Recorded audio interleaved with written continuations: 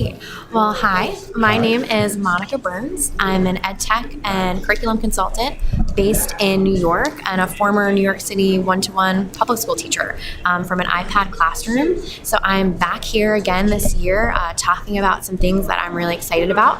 Participated in the Mega Mobile Share, the first one this morning, which is really fun. Lots of teachers rotating, doing cool stuff, and then I'm at the Bull booth later today, so talking about digital portfolios. Awesome. Yeah. So this morning in the mobile piece, what was your what did you get to do? What was your main key thing? Yeah, so this morning I was talking about formative assessment and checking for understanding with technology tools. So I have a book coming out at the end of March for Corwin called Formative Tech. So all about checking for understanding formative assessment with technology tools. So the mobile mega share was awesome, about 15, 20 tables, teachers rotating every 30 minutes or so. So a lot of information for everyone and a lot of times of sharing information with different people. So really fun this morning. You know, Very cool. The CS fire hose was today too, and we love that term fire hose. So that's kind of what it is. It's like just so much data, just input that it sounds like the teachers probably had a great time, and it sounds like you had a great time. It was just wonderful to meet people from lots of different places today, really all over, which you expect at these big events, but it's nice to connect with them from the get-go. Sure, that's awesome. So you have a book coming out with Corwin soon. We love Corwin. Yeah. One of our first conferences was a Corwin I was going to conference. say our first conference that we did live coverage was a Corwin Conference. So we love those guys. They always take good care of us, and they're really into education. They really get the whole key. So tell us about your book. Give us some insight.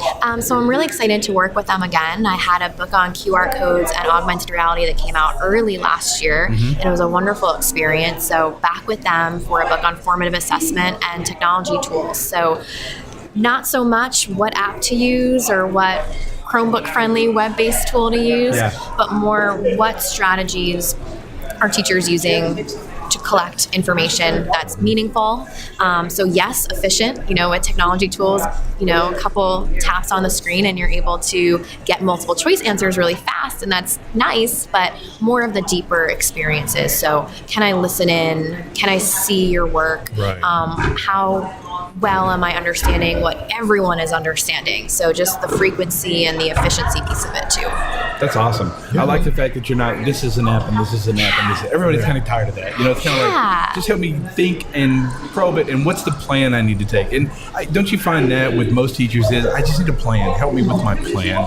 And that's really, I'm so glad that you mentioned that, because that's really the core of it. Of course, I give lots of examples. Of course, there's screenshots from lots of places. This morning, same thing, talking about the topic. But it's really, what are you doing no matter what the technology is? I want to make sure that's transferable. It's such a big part of the professional development I give to teachers, right? If I come back next year and you're not using this tool anymore, are you still doing this activity, this strategy, right? That all should feel great no matter what technology you have access to. Yeah, I agree wholeheartedly. That's the interesting thing in our business. A lot of our teachers are weathered, and they've been around a long time, and it changes so quickly. We had a guest yesterday who said, it changes so fast, you just got to keep on your toes. And that's a hard thing for a lot of our weathered teachers who are excellent educators. It's just people like you that actually write the books and help them, know what they need to follow and how to find an answer to it. Yeah, and I blog classtechtips.com and share new tools there all the time. So I know what it feels like to feel a bit overwhelmed, when that competition for mind share, if you will, right? So many great things, what's most important.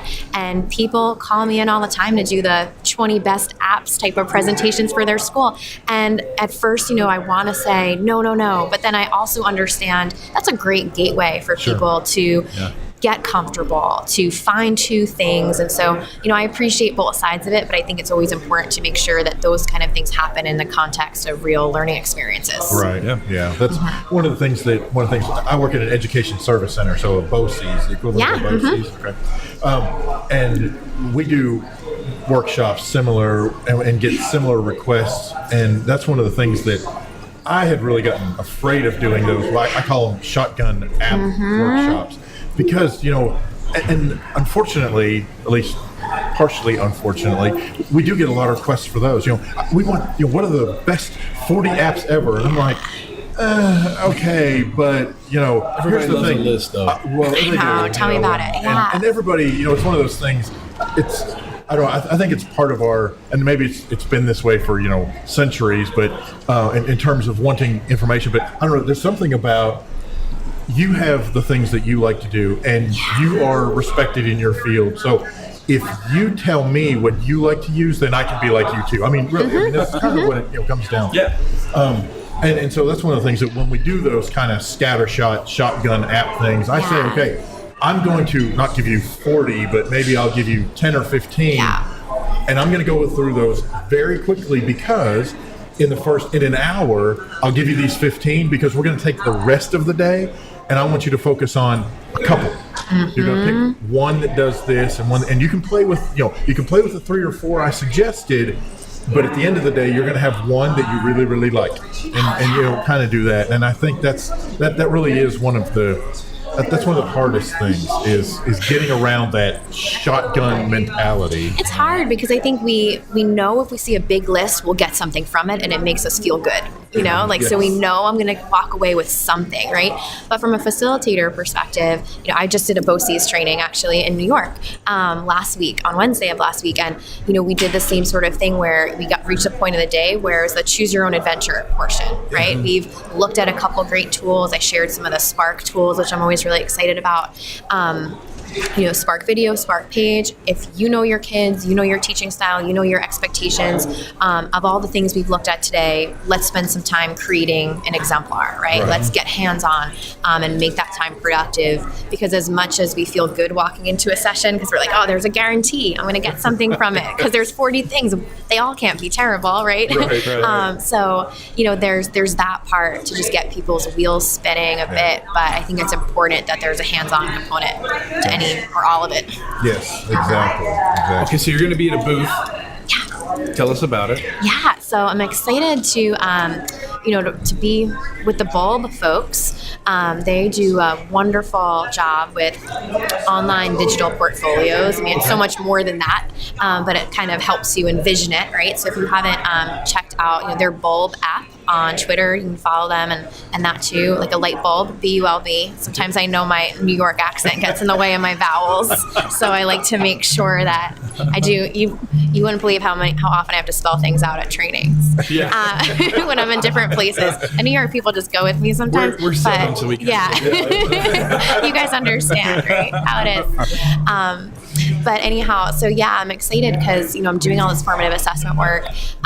Their tool is awesome for providing feedback, but also publishing, right? So there's all those stages of the work process and you get something that's really shareable. Yeah. So I'm down there talking about feedback and about authentic audiences. So I'm there today at 4:30, tomorrow 10 and I think 3:30, and then 10 again on Friday before I head back. So just excited to be popping in and out. I haven't made it down to the expo floor. That's my next stop. And, that tends to be a favorite just to see what people are gravitating towards. It helps me kind of frame kind of where I'm going in different ways. So excited to be with them. Yeah. So the digital portfolio stuff you're talking about is this student digital portfolio, is teacher digital portfolio? Yeah, it's a teacher and student tool. Okay. So you might have teachers who are collecting artifacts, maybe part of a teacher eval or professional development portfolio that they're creating. So you have that side of it, but then you also have students who are really curating their best ofs. Right. They're creating within the tool, so they might have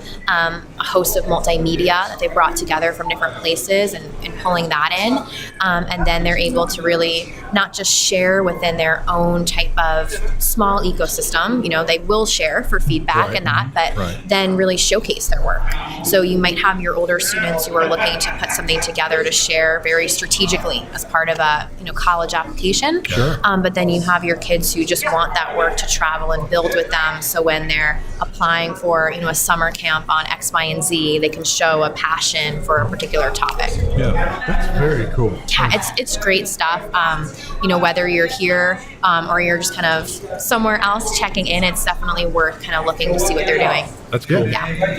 So if people want to get in touch with you, Twitter handle? Yeah, Class Tech Tips. It's my blog. It's a Twitter handle, / on Facebook and Pinterest. So that's where you can find me. Well, Google. Yeah, if you find Class Tech Tips, it'll pop up. Yeah.